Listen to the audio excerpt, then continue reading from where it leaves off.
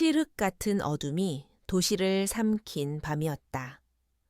거센 빗줄기가 아스팔트 위로 무섭게 쏟아졌고 고급 세단의 와이퍼는 쉴 틈 없이 유리를 닦아냈지만 흐릿한 시야는 좀처럼 맑아지지 않았다.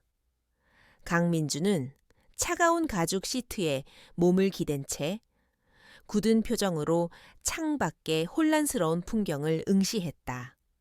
거대한 도시의 불빛들이 빗물에 번져 아련한 잔상처럼 흩어지고 있었다. 그의 손에 들린 스마트폰이 차가운 빛을 발하며 진동했다. 발신자는 주치의의 이름이었다.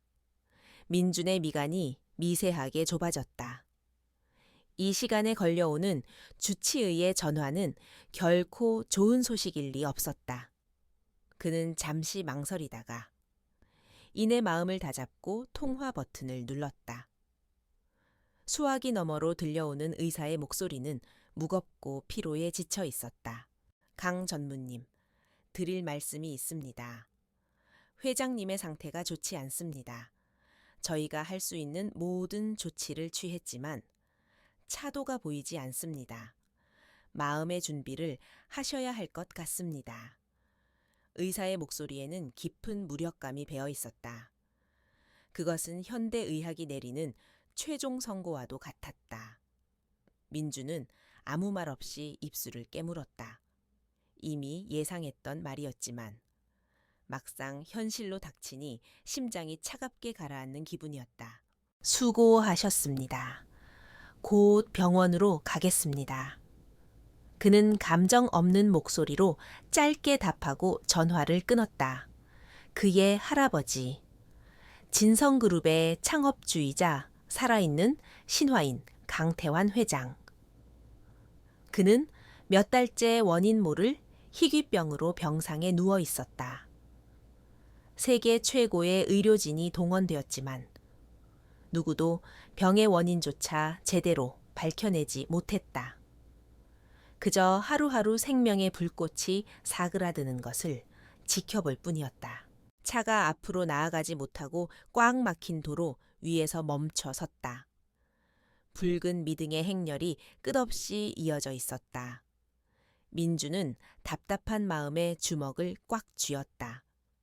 할아버지의 병세가 악화되면서 그룹 내부의 권력 다툼은 더욱 노골적으로 변해가고 있었다.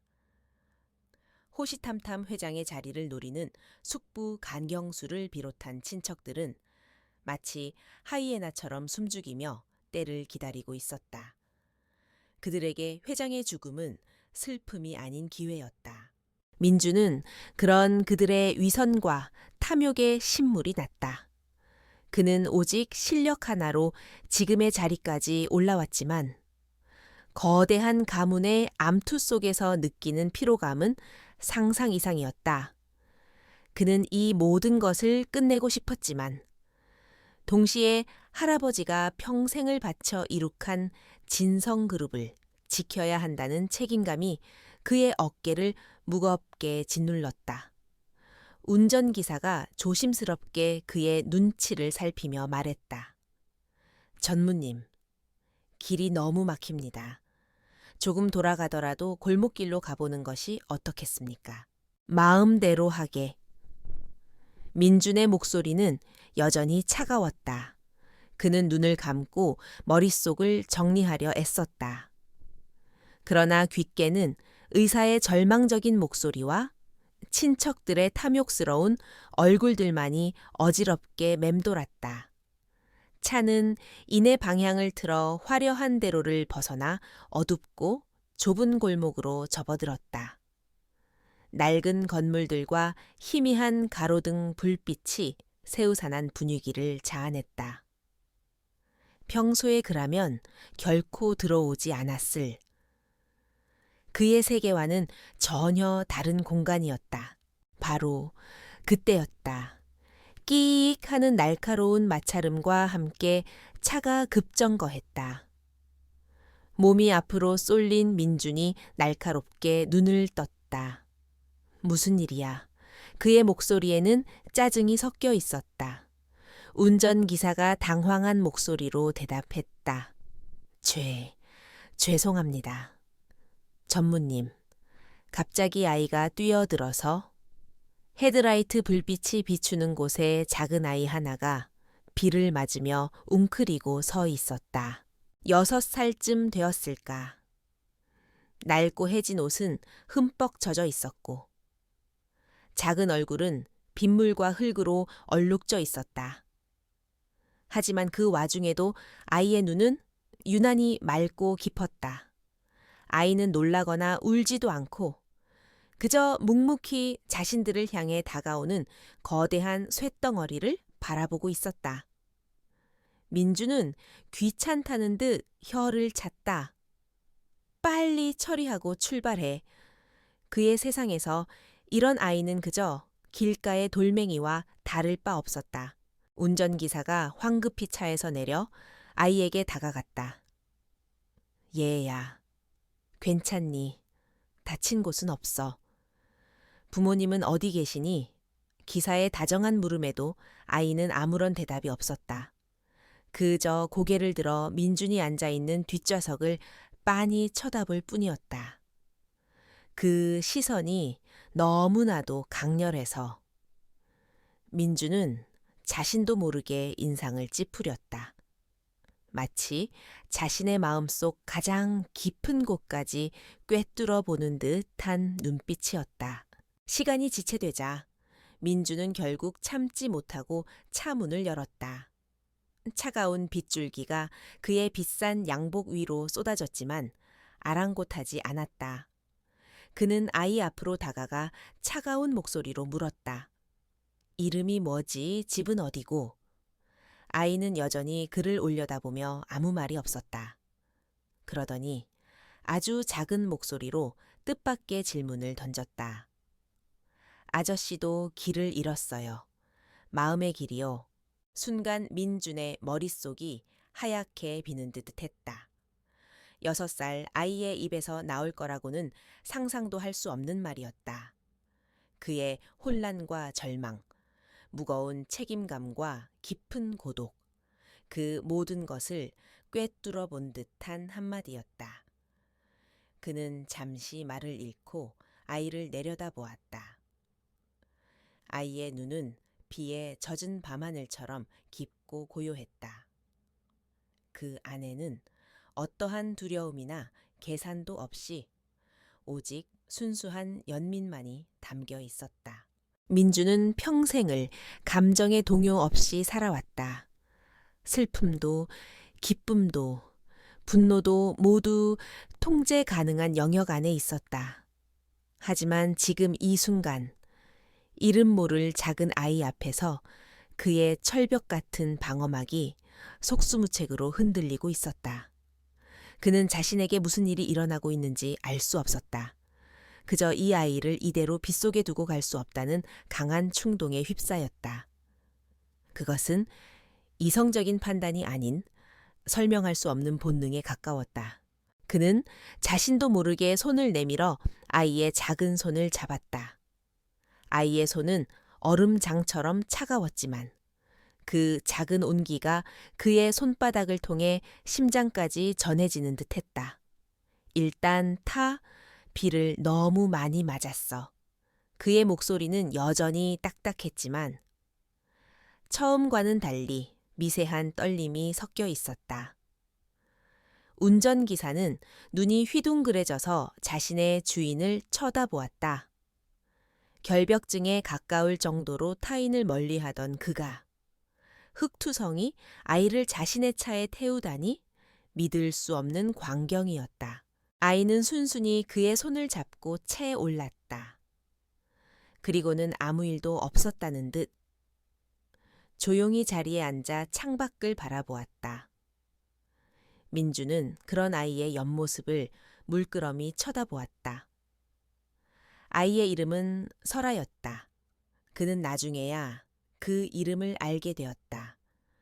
그리고 그날 밤의 선택이 자신과 진성 가문의 운명을 송두리째 바꿔놓을 거대한 폭풍의 시작이었음을 그때의 그는 전혀 알지 못했다. 차는 다시 어둠을 뚫고 거대한 성체와도 같은 그의 저택을 향해 움직이기 시작했다. 차가 거대한 철제 대문 앞에 멈춰서자 칠흑 같은 어둠 속에서 웅장한 저택이 위압적인 모습을 드러냈다.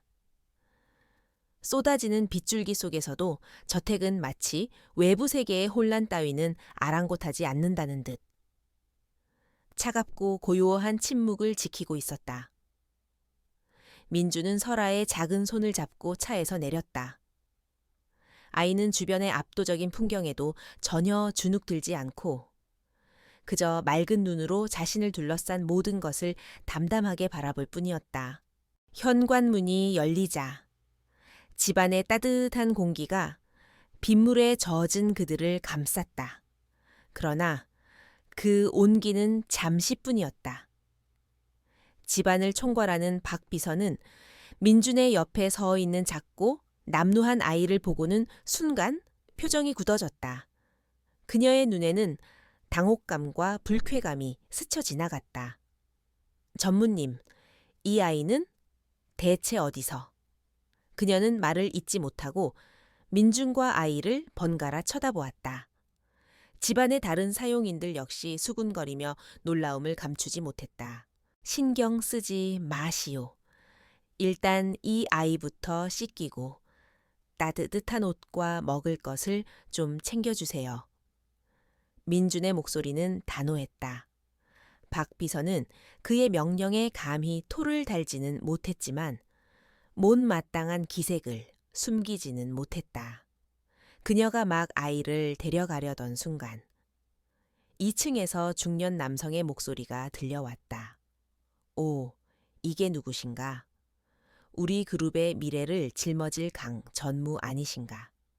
그런데 그 옆의 행사액은 대체 뭐지? 목소리의 주인은 민준의 숙부이자 진성그룹의 부회장 간경수였다. 그는 값비싼 실크 가운을 걸친 채 난간에 기대어 아래를 내려다보고 있었다. 그의 얼굴에는 인자한 미소가 걸려 있었지만 눈빛은 얼음장처럼 차가웠다. 그는 민준을 경쟁자로 여기며 사사건건 그를 깎아내리려 드는 인물이었다. 그의 시선이 설에게 닿자 미간에는 노골적인 경멸감이 어렸다. 그 꼴이 볼만하구나. 조카, 이제 하다하다. 길거리에서 거지 아이까지 주워오는 신세가 된 건가? 그룹의 체면이 말이 아니겠어? 간영수의 목소리에는 조롱과 비아냥이 가득했다. 그의 아내이자 민준의 숙모 역시 옆에서 거들었다. 어머, 세상에, 저 더러운 아이 좀 봐. 어디서 병균이라도 옮아오는 거 아니에요. 당장 내보내지 못해요. 그녀는 마치 벌레라도 본 듯 질색하며 손으로 코를 막았다. 민주는 그들의 비난에도 아무런 표정 변화 없이 차갑게 응수했다. 제 손님입니다. 숙부님과 숙모님께서는 신경 쓰지 않으셔도 됩니다.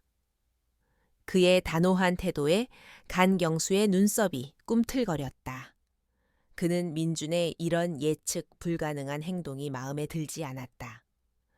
회장이 위독한 이 시점에 후계자인 민준이 이처럼 상식 밖의 행동을 하는 것은 그에게 좋은 공격거리였다. 소란 속에서 설아는 여전히 침착했다.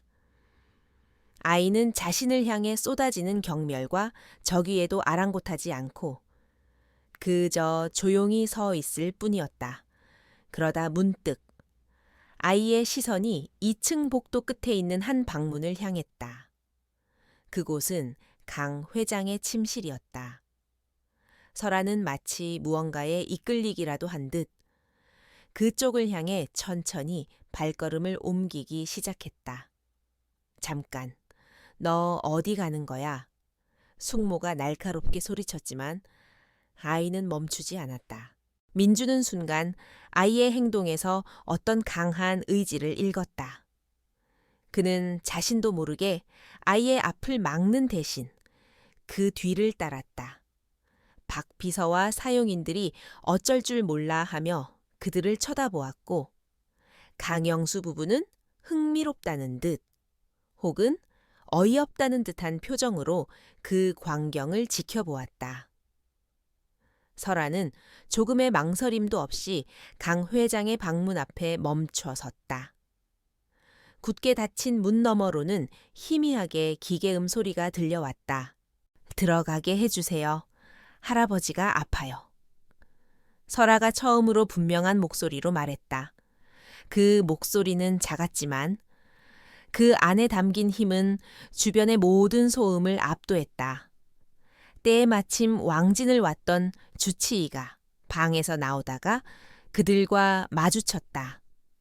그는 설아를 보고는 의아한 표정을 지었다. 전무님? 이 아이는 누굽니까? 회장님께서는 절대적인 안정이 필요합니다. 외부인 출입은 곤란합니다. 간경수가 이때를 놓치지 않고 끼어들었다. 김 박사, 잘 들었지? 내 조카가 정신이 나갔는지. 어디서 이상한 아이를 데려와서 회장님을 해하려 하고 있네. 당장 저 아이를 끌어내게. 그의 선동에 주치의와 경호원들의 표정이 굳어졌다. 민주는 자신에게 쏟아지는 의심의 눈초리들을 마주하며 깊은 고민에 빠졌다. 이성적으로는 말도 안 되는 상황이었다. 하지만 그의 마음속에서는 혹시나 하는 작은 희망이 거대한 이성의 벽을 허물고 있었다. 그는 결심한 듯 단호하게 말했다. 모두 비켜주시오. 내가 책임지겠습니다. 그의 말에 모두가 경악했다. 간경수는 분노로 얼굴이 붉어졌다. 네가 뭘 책임져? 아버님이 잘못되기라도 하면 네가 감당할 수 있을 것 같아. 민주는 그를 무시하고 직접 문을 열었다. 그리고 설에게 길을 터주었다. 그의 눈에는 절박함과 함께 설명할 수 없는 믿음이 담겨 있었다.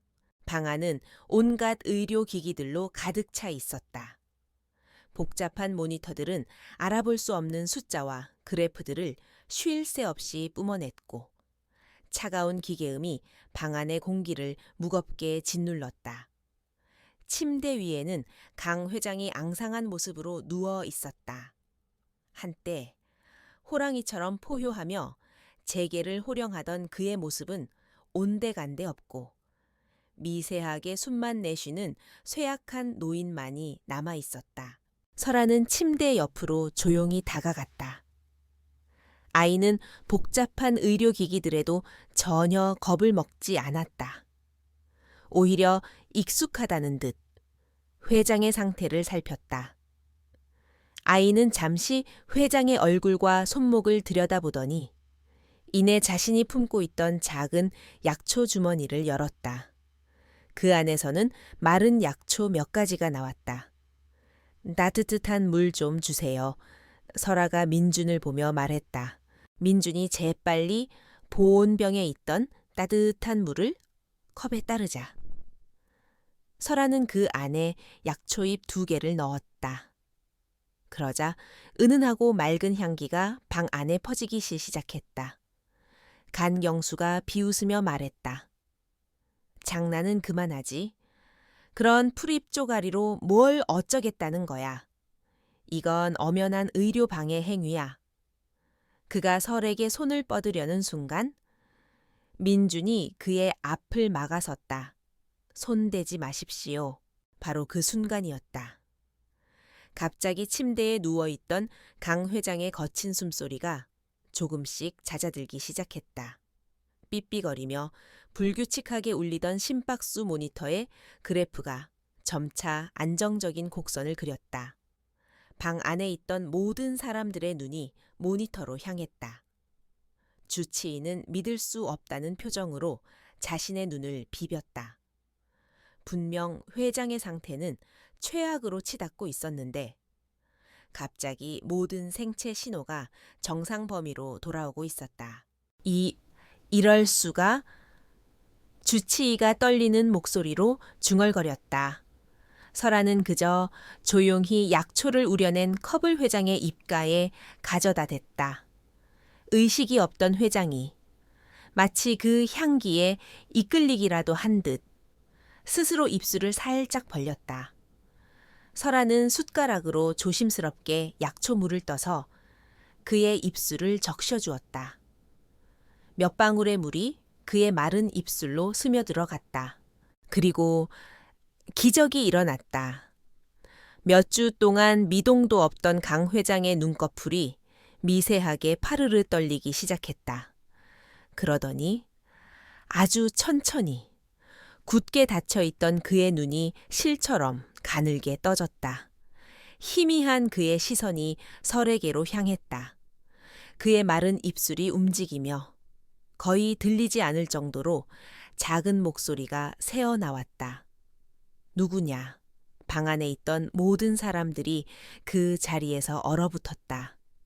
이것은 명백한 기적이었다. 방 안의 시간은 얼어붙은 듯했다. 강 회장의 희미하지만 분명한 목소리가 울려 퍼진 순간 모든 소음이 멎고 절대적인 정적이 흘렀다. 주치의는 하얗게 질린 얼굴로 모니터와 회장을 번갈아 보았고 간경수는 믿을 수 없다는 듯 눈을 부릅뜬 채 입을 다물지 못했다. 숙모와 다른 가족들 역시 유령이라도 본 것처럼 굳어 있었다. 이 비현실적인 광경 앞에서 오직 설아만이 평온한 표정으로 회장의 눈을 마주보고 있었다. 가장 먼저 정신을 차린 것은 주치의였다. 그는 떨리는 손으로 청진기를 잡고 조심스럽게 회장의 가슴에 가져다 댔다. 심장 박동은 이전과 비교할 수 없을 정도로 안정적이고 힘찼다. 혈압, 산소 포화도, 뇌파까지 모든 수치가 기적적으로 정상 범위를 향해 돌아오고 있었다. 그는 의학적으로 도저히 설명할 수 없는 이 현상 앞에서 깊은 혼란에 빠졌다. 이건 불가능합니다. 말도 안 됩니다. 그의 중얼거림은 간경수의 이성을 붙들고 있던 마지막 끈을 끊어버렸다. 말도 안 되는 소리 집어치워. 이건 저 계집애가 벌인 사기극이야. 아버님께서 잠시 정신이 돌아오신 걸 가지고 쇼를 하는 거라고. 그는 분노에 차 설에게 달려들려 했다. 그의 눈에는 이 작은 아이가 자신의 계획을 망쳐버린 악마처럼 보였다. 그러나 민준이 다시 한번 그의 앞을 막아섰다. 이번에는 그의 눈빛이 이전보다 훨씬 더 단단하고 차가웠다. 숙부님, 제정신이십니까? 아버님께서 눈을 뜨셨습니다. 지금은 소란을 피울 때가 아니라 안정을 되찾아드려야 할 때입니다. 민준의 목소리에는 서슬퍼런 경고가 담겨 있었다. 간경수는 조카의 그 기세에 눌려 순간 주춤했지만 이내 다시 악을 썼다.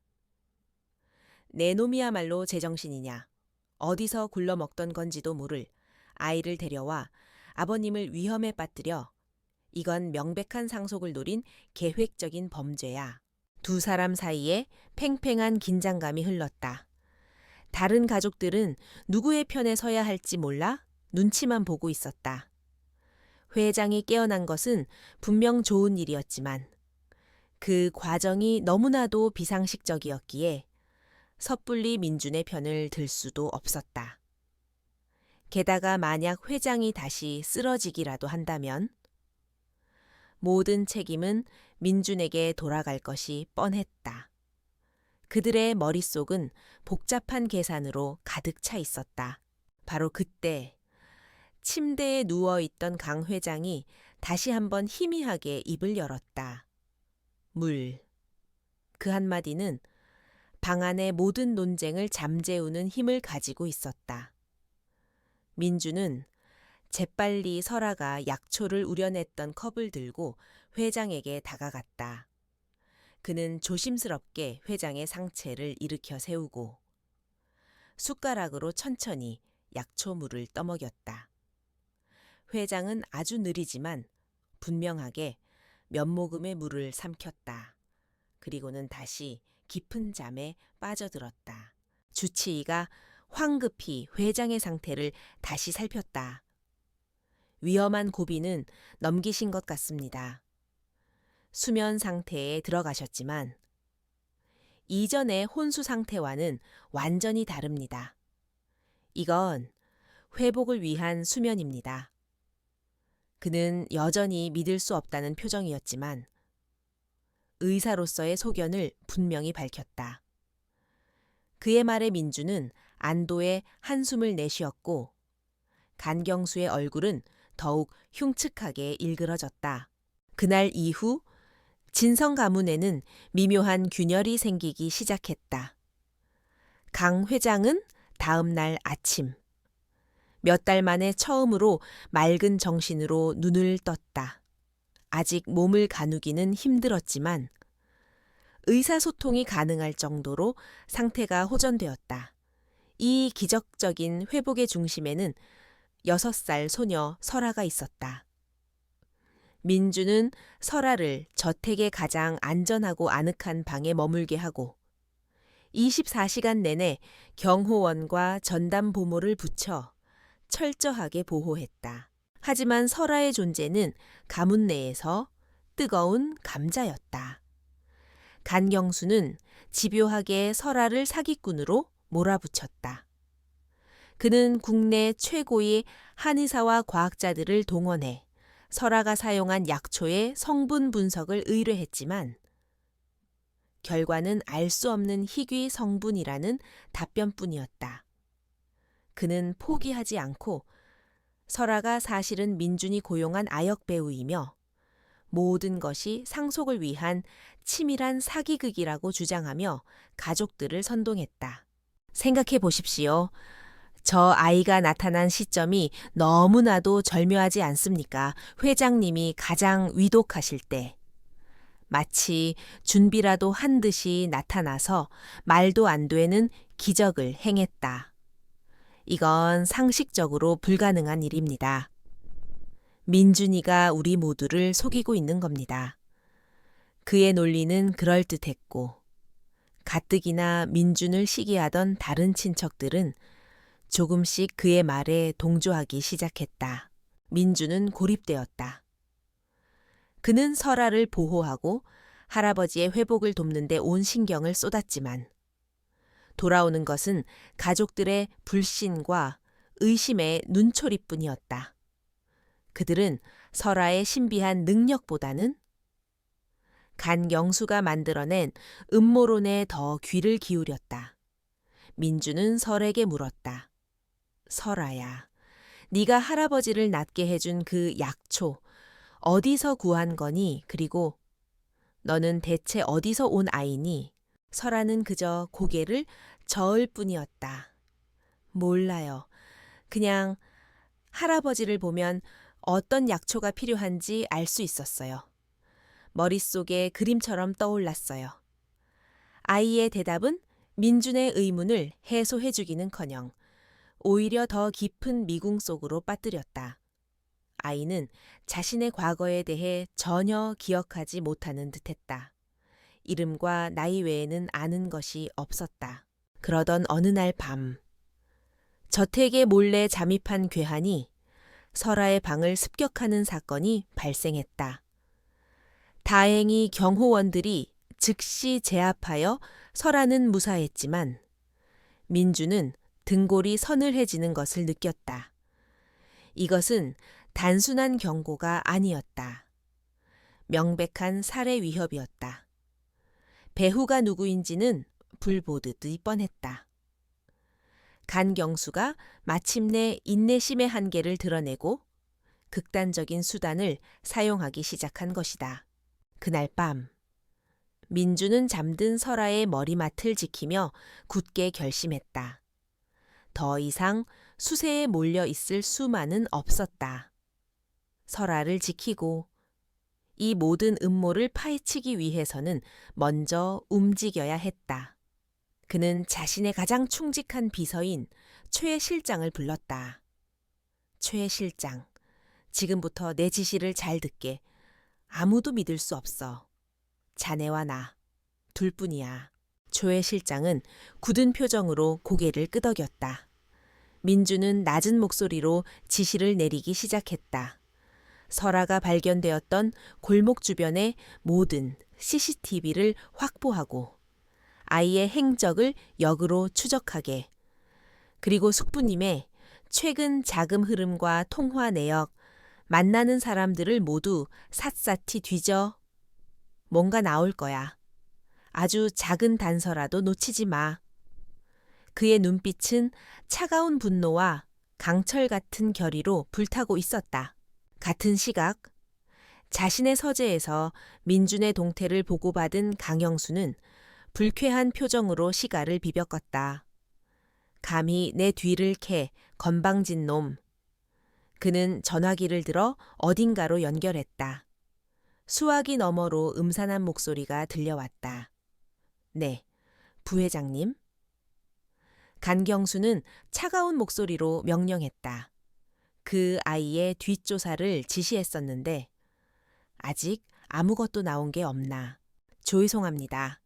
아이의 과거 행적이 전혀 잡히지 않습니다. 마치 하늘에서 뚝 떨어진 것 같습니다. 그럼 만들어. 간경수의 목소리는 뱀처럼 차가웠다. 그 아이를 유괴 전과가 있는 정신 이상자의 잃어버린 딸로 만들어 적당한 증거와 증인을 만들어서 언론에 터뜨려 민준이가 정신 이상자의 딸을 데려와 집안을 혼란에 빠뜨린 파렴치한으로 만들란 말이다. 이번에는 반드시 숨통을 끊어버릴 거야. 전화기 너머로 검은 그림자가 조용히 고개를 숙였다. 거대한 폭풍이 진성 가문을 향해 몰려오고 있었다. 설아의 방을 습격했던 괴하는 경찰에 넘겨졌지만 입을 굳게 다물고 배후에 대해 함구했다.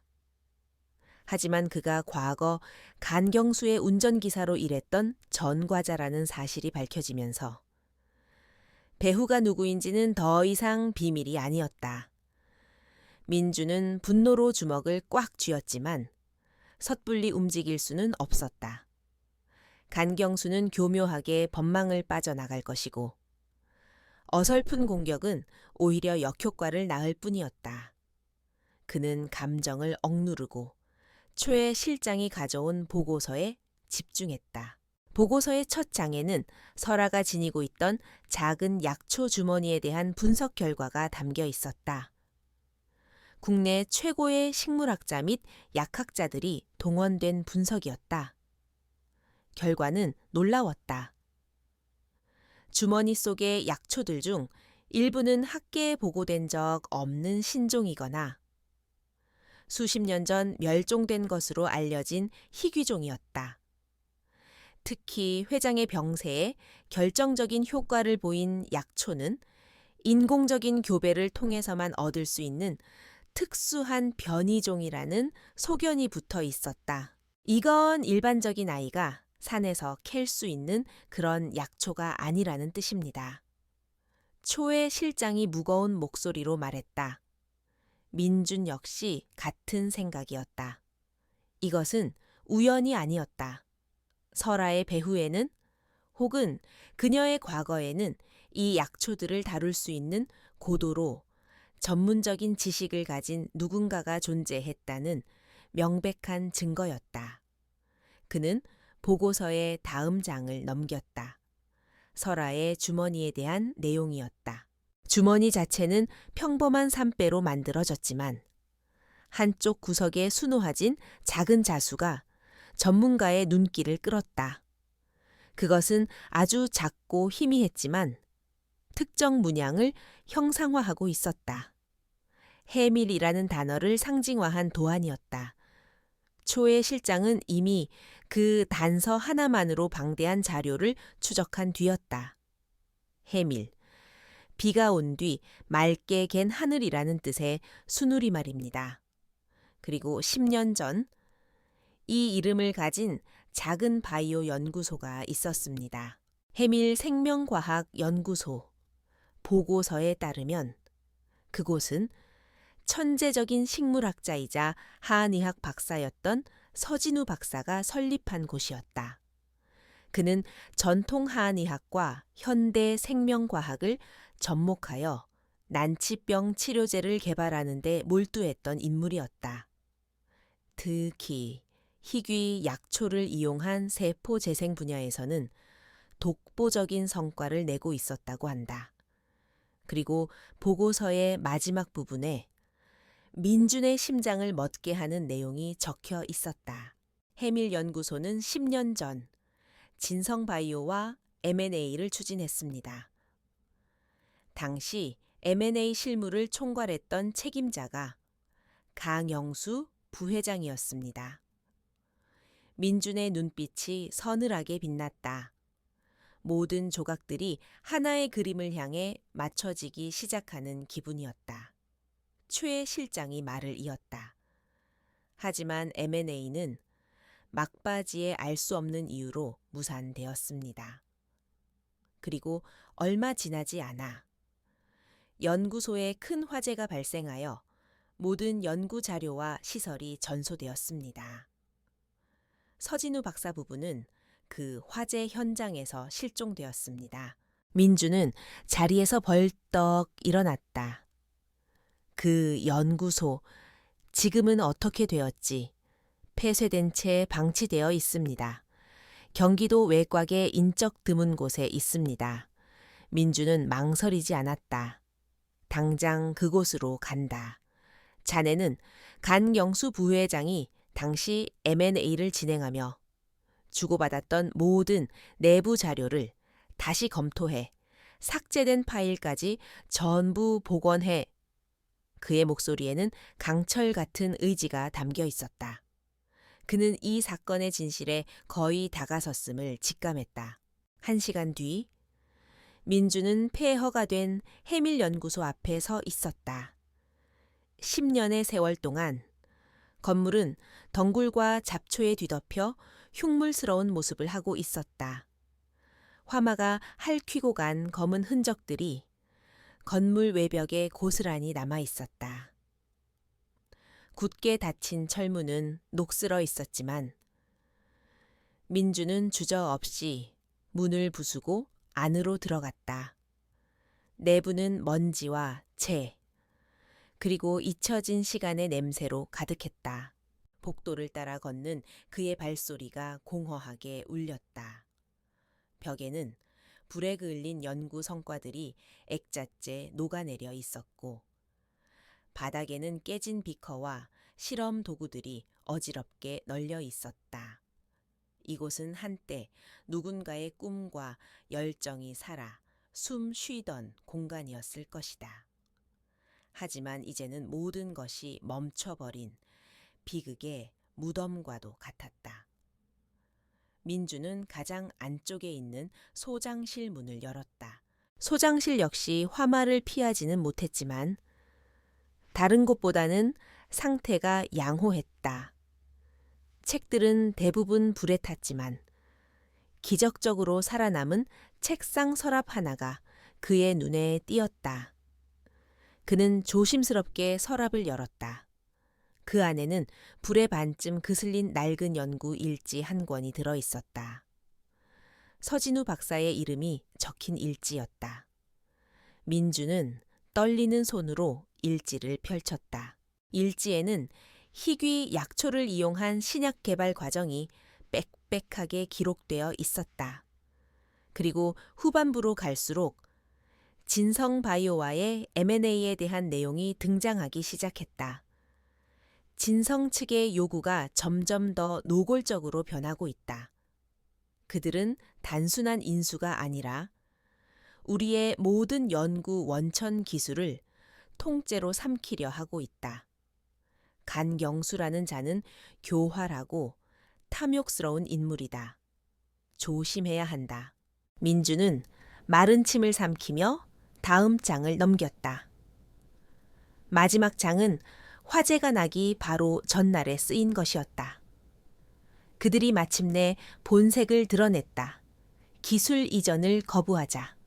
모든 지원을 끊고 우리를 고립시키고 있다. 그들의 눈빛에서 섬뜩한 살기를 느꼈다. 사랑하는 아내 혜진과 이제 막 세상의 빛을 본 우리 딸 설아를 위해서라도 여기서 멈출 수는 없다. 이 영우는 반드시 내 손으로. 글씨는 거기서 끊겨 있었다. 민준의 심장이 세차게 요동쳤다. 설아. 그 이름이 그의 뇌리를 강타했다. 그는 혹시나 하는 마음에 일지의 마지막 페이지를 넘겼다. 그곳에는 일지 사이에 끼워져 있던 작은 사진 한 장이 떨어졌다. 젊은 남녀가 갓난아기를 품에 안고 행복하게 웃고 있는 사진이었다. 남자는 서진우 박사였고 여자는 그의 아내였다. 그리고 그들 품에 안긴 아기는 의심의 여지가 없이 설아의 어린 시절 모습이었다.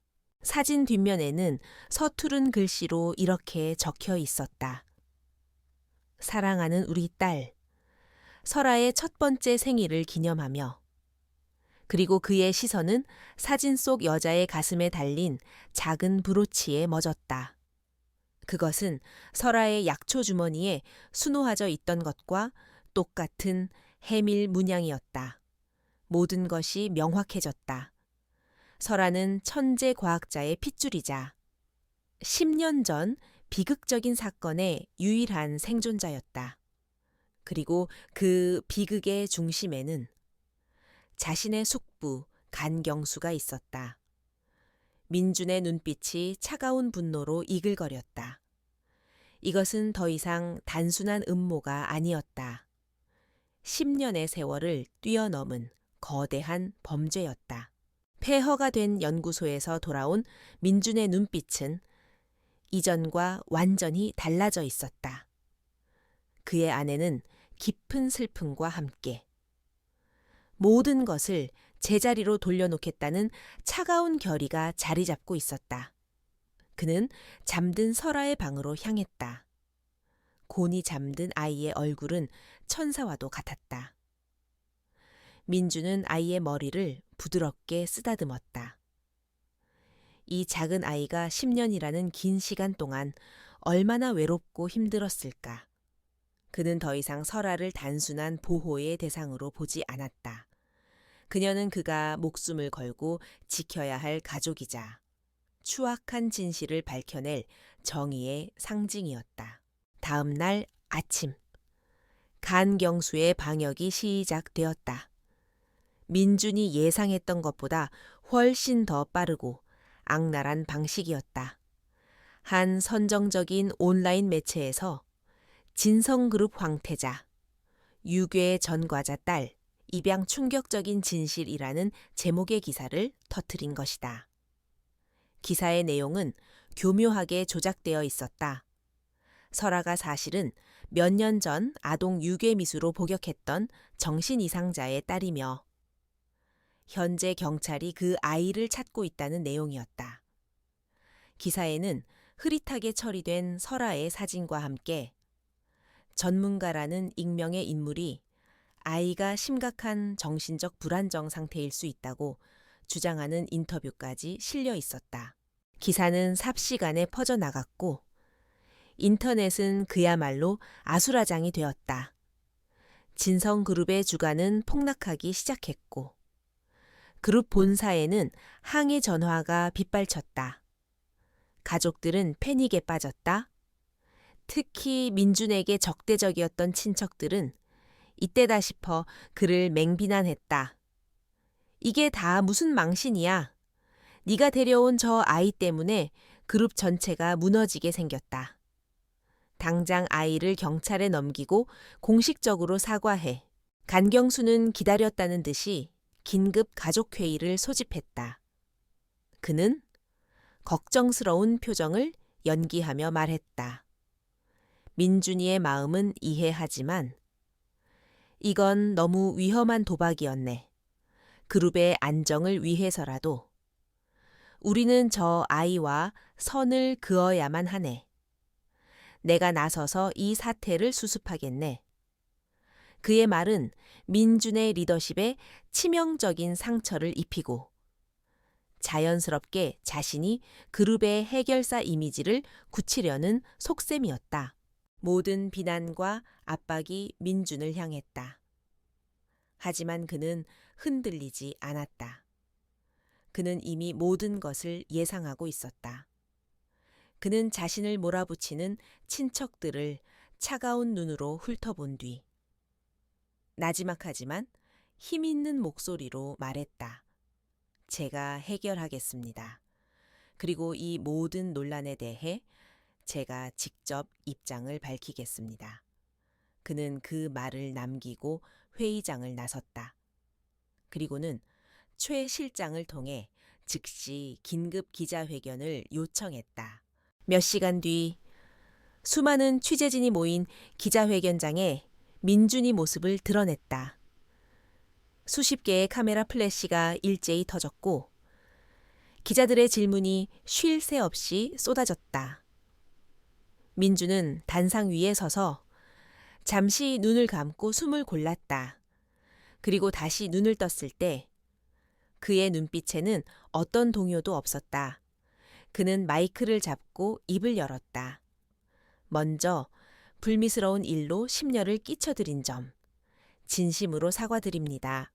그는 정중하게 고개를 숙였다.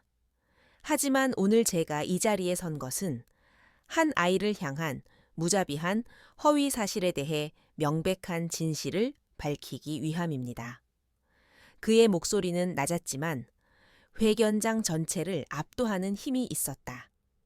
기사에 언급된 아이는 범죄자의 딸이 아닙니다. 그 아이는 제가 모든 것을 걸고 지켜야 할 소중한 사람입니다. 언론에서 제기한 모든 의혹은 명백한 허위 사실이며 악의적인 명예훼손입니다. 기자들 사이에서 술렁임이 일었다. 그렇다면 아이의 정체는 무엇일까? 한 기자가 날카롭게 질문했다. 민주는 잠시 침묵하다가 단호하게 대답했다. 아이는 현재 법적인 보호가 필요한 상태이며 개인정보 보호를 위해 자세한 신상을 밝힐 수 없습니다. 다만 한 가지 분명한 것은 저는 이 아이의 법적 보호자가 되기 위한 모든 절차를 진행할 것이라는 점입니다. 그의 폭탄 선언의 회견장은 다시 한번 충격에 휩싸였다. 진성그룹은 이번 허위 사실을 유포한 언론사와 최초 유포자에 대해 가능한 모든 법적 조치를 취할 것입니다. 한 아이의 인권을 짓밟고 여론을 호도하려는 그 어떤 시도도 결코 용납하지 않겠습니다. 그는 말을 마친 뒤 쏟아지는 질문들을 뒤로하고 회견장을 빠져나왔다. 그의 기자회견은 상황을 완전히 뒤집지는 못했지만 간경수의 계획에 제동을 거는 데는 성공했다. 여론은 팽팽하게 나뉘었고 사람들은 진실이 무엇인지 궁금해하기 시작했다. 간경수는 자신의 계획이 틀어지자 분노했다.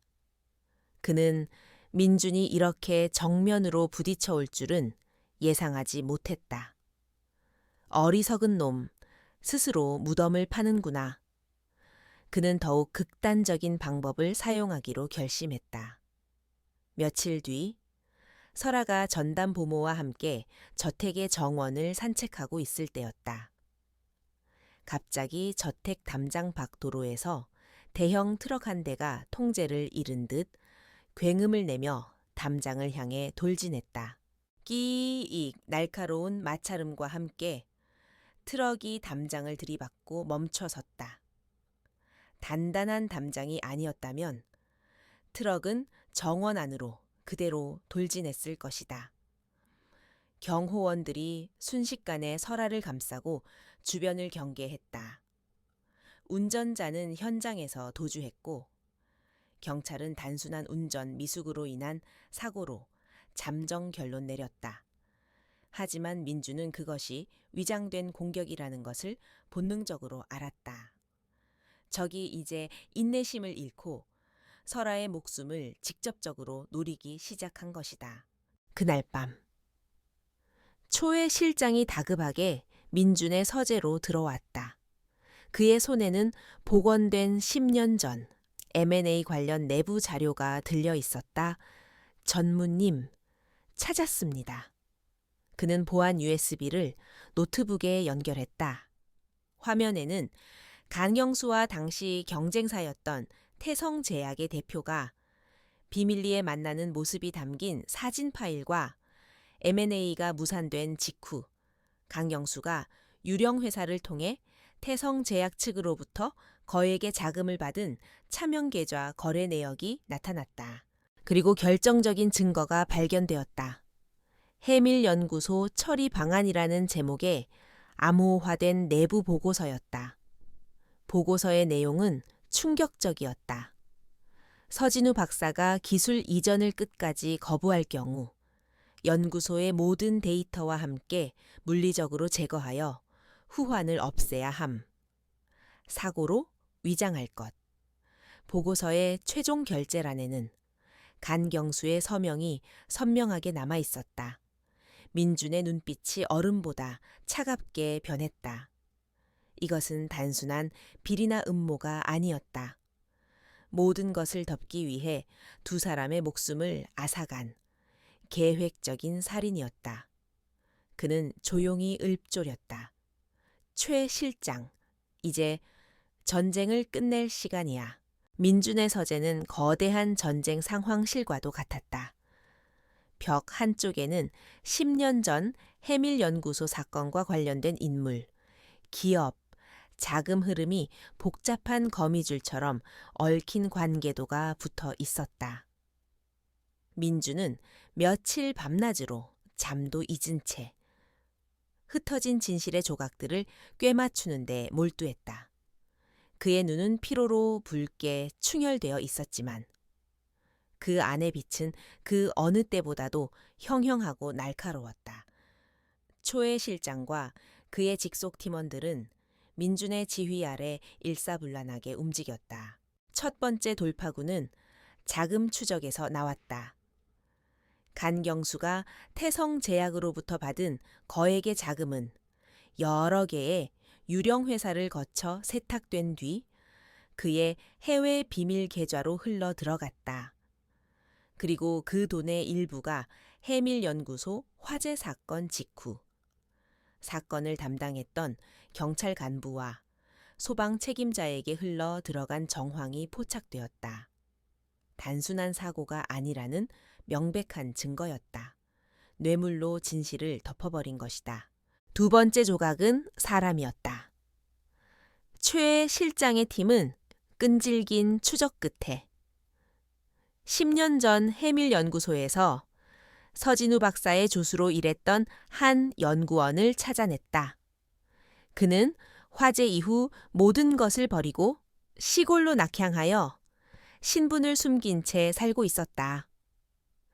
처음에는 입을 열기를 완강히 거부했지만 민준이 직접 찾아가 설아의 사진을 보여주며 진심으로 설득하자 그는 결국 눈물을 흘리며 10년간 묻어두었던 진실을 털어놓기 시작했다.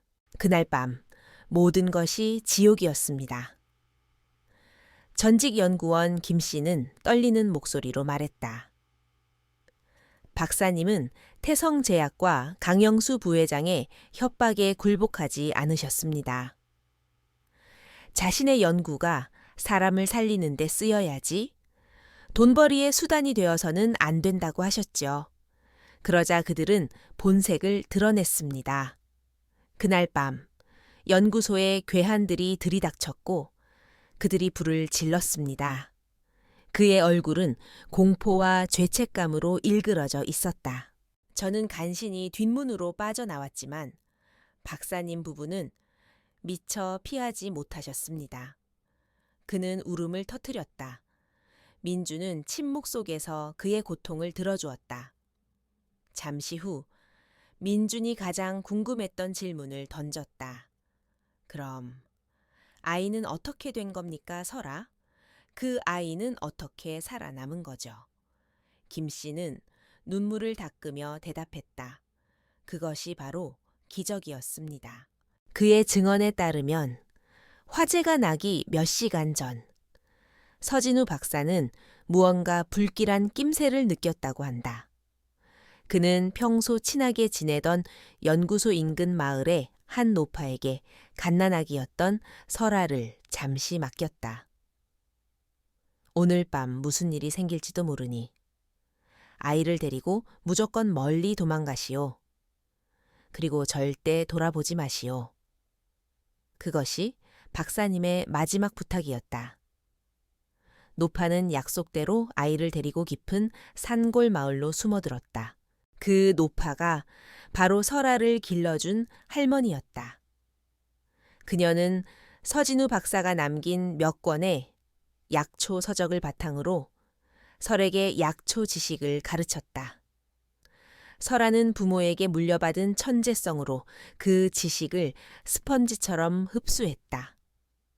하지만 몇 달 전 할머니마저 노환으로 세상을 떠나자 세상에 홀로 남겨진 설아는 할머니의 유언에 따라 무작정 서울로 향했고 그 과정에서 민준과 마주치게 된 것이었다.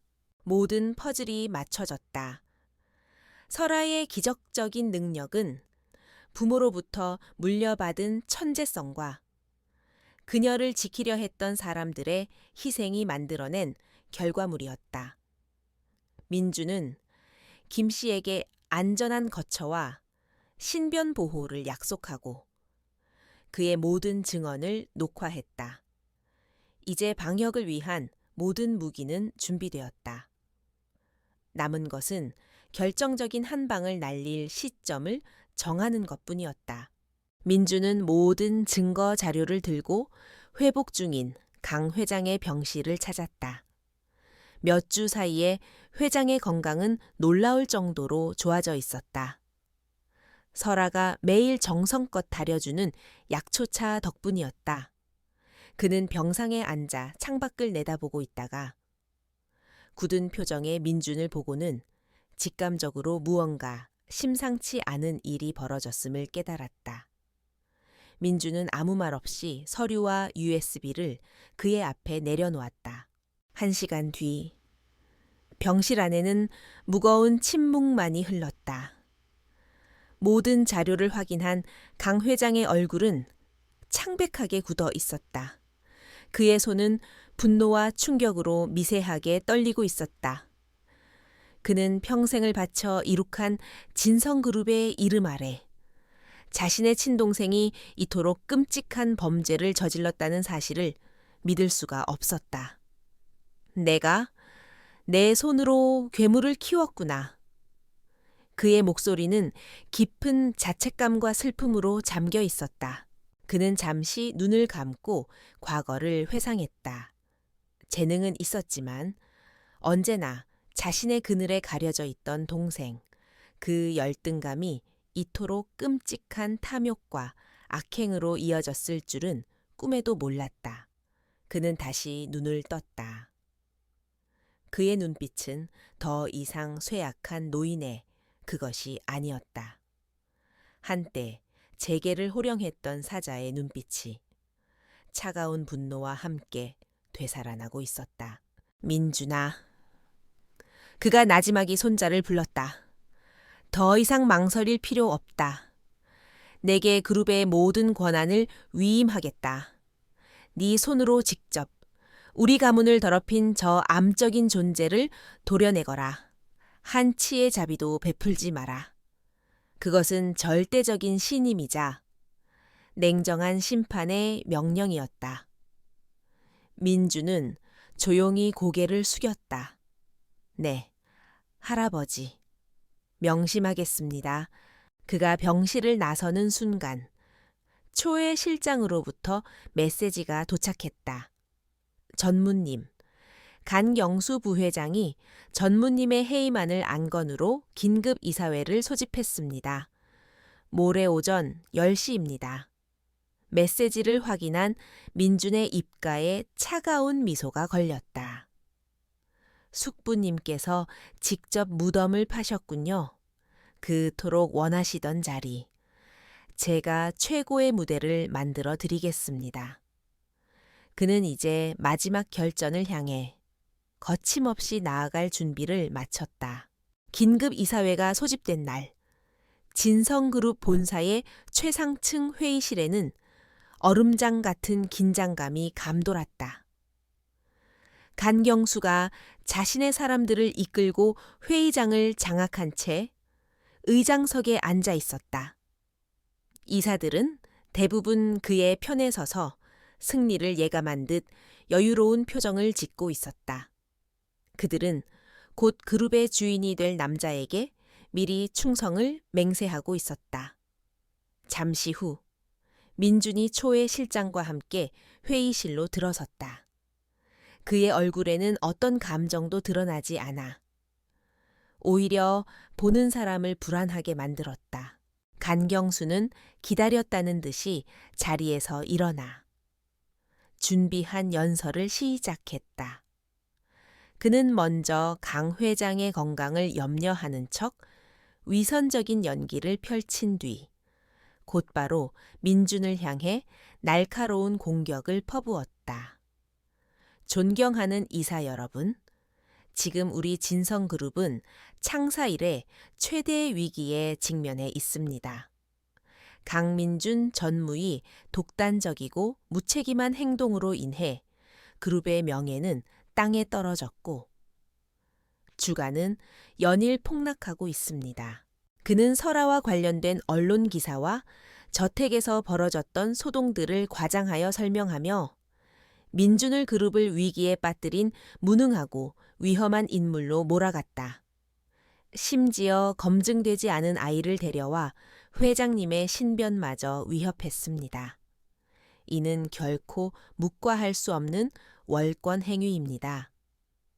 저는 오늘 진성그룹의 미래를 위해 강민준 전무의 해임안을 긴급 안건으로 상정하는 바입니다. 그의 선동에 이사들은 박수를 치며 동조했다. 모든 것이 간경수의 시나리오대로 흘러가는 듯 했다. 그는 의기양양한 표정으로 민준을 내려다보았다. 강민준 전무, 마지막으로 할 말이라도 있나? 모든 시선이 민준에게 쏠렸다. 민준은 자리에서 천천히 일어섰다. 그리고는 예상과 달리 자신에 대한 변명은 단 한마디도 하지 않았다. 대신 그는 차분한 목소리로 말했다. 제 해임안을 논하기 전에 여기 계신 모든 분들이 반드시 보셔야 할 자료가 있습니다. 이것이야말로 진성그룹의 미래가 걸린 더 중차대한 사안이기 때문입니다. 그의 말에 회의실이 술렁였다. 간경수는 불길한 예감에 미간을 찌푸렸다. 지금 무슨 헛소리를 하는 건가? 민주는 그의 말을 무시하고 최 실장에게 눈짓했다. 최 실장은 즉시 회의실의 대형 스크린에 준비해온 파일을 띄웠다. 화면에 나타난 것은 해밀연구소 처리 방안이라는 제목의 10년 전 내부 보고서였다. 그리고 보고서의 마지막 결재란에 찍힌 간경수의 서명이 선명하게 확대되었다. 간경수의 얼굴이 하얗게 질렸다. 이건 조작이야. 어디서 이런 말도 안 되는 문서를. 그가 소리치는 순간 화면이 바뀌며 그의 차명 계좌와 유령 회사를 통한 자금 흐름도가 나타났다. 태성제약으로부터 흘러 들어온 수백억의 검은 돈이 어떻게 그의 비밀 계좌로 흘러 들어갔는지, 그리고 그 돈의 일부가 어떻게 화재 사건 담당자들에게 뇌물로 전달되었는지가 적나라하게 드러났다. 숙부님, 조작인지 아닌지는 곧 알게 되실 겁니다. 민준의 목소리는 얼음처럼 차가웠다. 이사들은 충격과 경악 속에서 스크린을 쳐다보았다. 상황이 심상치 않게 돌아가자 간영수의 편에 섰던 이사들의 얼굴에도 불안한 기색이 역력해졌다. 그리고 민주는 마지막 결정타를 날렸다. 여기 10년 전 비극의 유일한 목격자이자 증인이 있습니다. 스크린에는 초췌하지만 굳은 결심을 한 듯한 전직 연구원 김 씨의 영상이 재생되기 시작했다. 그는 눈물을 흘리며 10년 전 그날 밤 간영수와 태성제약이 어떤 식으로 서진우 박사 부부를 협박하고 결국에는 연구소를 불태워 그들을 살해했는지를 상세하게 증언했다. 그의 절규에 가까운 증언은 회의실에 있던 모든 사람들의 심장을 꿰뚫었다. 거짓말이야 저놈은 돈에 매수된 사기꾼이야. 간경수는 미친 사람처럼 소리치며 발악했다. 그의 완벽했던 가면이 벗겨지고 추악한 민낯이 드러나는 순간이었다. 그는 이사들을 향해 애원하듯 외쳤다. 여러분, 저놈의 말을 믿어서는 안 됩니다. 저건 다 민준이가 제 자리를 뺏기 위해 꾸민 음모입니다. 하지만 더 이상 그의 말을 믿는 사람은 아무도 없었다.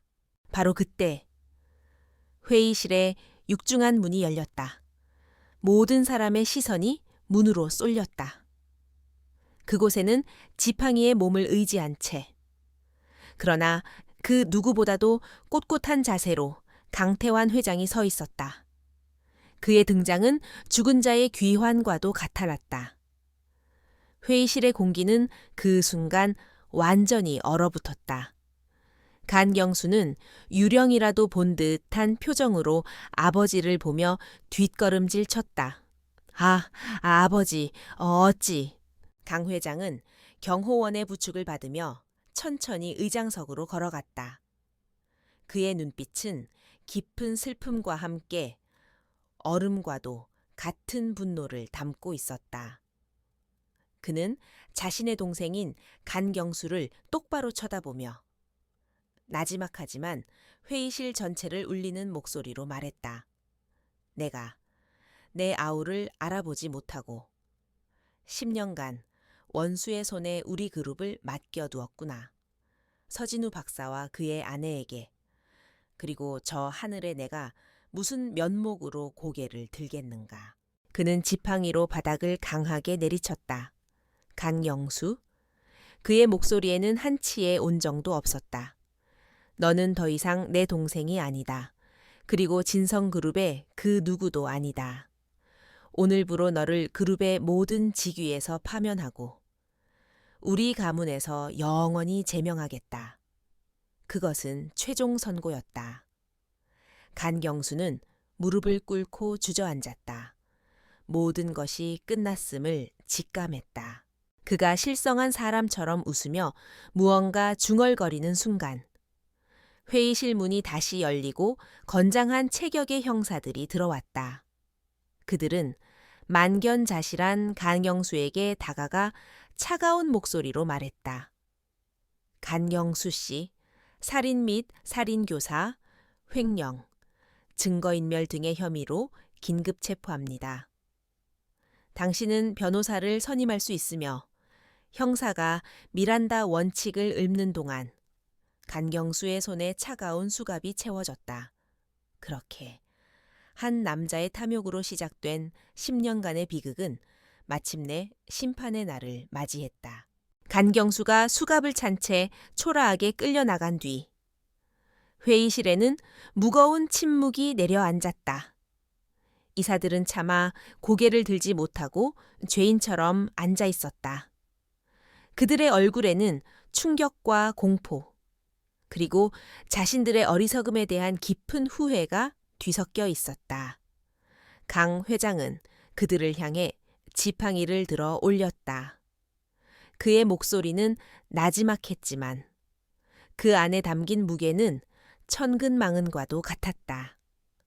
오늘 이 자리에서 진실을 외면하고 불의에 동조했던 이들은 모두 스스로 그 책임을 지게 될 것이요. 그의 선언은 진성그룹의 대대적인 정화 작업을 알리는 신호탄이었다. 며칠 뒤 간영수의 편에 섰던 모든 이사들과 임원들은 그룹에서 해임되었다. 간경수와 그의 공모자들은 법의 엄중한 심판을 받았다. 살인교사, 횡령, 배임, 증거인멸 등 그의 죄목은 셀 수 없이 많았다. 결국 그는 법정 최고형인 무기징역을 선고받고 차가운 감옥에서 남은 생을 보내게 되었다. 태성제약을 비롯한 그의 범죄에 가담했던 모든 이들 역시 죗값을 치렀다. 거대한 폭풍이 휩쓸고 간 진성그룹은 강민준의 손에서 새롭게 태어나기 시작했다. 그는 그룹의 회장, 직무대행으로 취임하여 가장 먼저 윤리경영을 선포했다. 모든 비리와 부패의 고리를 끊어내고 투명하고 책임감 있는 경영을 약속했다. 그리고 그는 폐허가 되었던 해밀연구소를 재건하여 서진우 이혜진 기념 생명과학연구소로 새롭게 문을 열었다. 그곳은 이제 인류의 건강과 생명을 위한 순수한 연구의 전당이 되었다. 세간의 평가는 놀라웠다. 한때 추악한 스캔들로 휘청이던 진성그룹은 오히려 이 사건을 계기로 가장 정직하고 신뢰받는 기업으로 거듭났다. 민준의 단호하고 정의로운 리더십에 대중은 찬사를 보냈고 그룹의 주가는 이전보다 훨씬 더 높은 곳으로 치솟았다. 위기가 오히려 기회가 된 것이다. 하지만 민준에게 가장 큰 변화는 그룹의 성공이 아니었다. 그의 삶에 찾아온 작지만 가장 위대한 변화. 그것은 바로 설아였다. 그는 설아를 정식으로 입양하여 자신의 딸로 삼았다. 차갑고 텅 비어 있던 거대한 저택은 이제 아이의 웃음소리로 가득 찬 따뜻한 보금자리가 되었다. 민주는 더 이상 일에만 파묻혀 사는 냉정한 후계자가 아니었다. 그는 서툰 솜씨로 아이의 머리를 묶어주고 잠들기 전에는 동화책을 읽어주는 평범한 아버지가 되었다. 그는 설아를 통해 처음으로 누군가를 조건 없이 사랑하고 보호하는 기쁨을 배우게 되었다. 설아 역시 점차 과거의 아픔을 잊고 밝은 아이로 자라났다. 아이는 여전히 약초에 대한 비범한 지식을 가지고 있었지만 이제 그것은 더 이상 생존을 위한 절박한 수단이 아니었다. 아이는 정원의 작은 텃밭에 약초를 심고 가꾸며 그 신비로운 생명력을 순수한 호기심으로 탐구했다. 아이는 민준을 아빠라고 불렀고 강 회장의 무릎에 앉아 재롱을 부리며 할아버지에게 큰 기쁨을 선사했다. 시간이 흘러 1년 뒤 봄이 찾아왔다.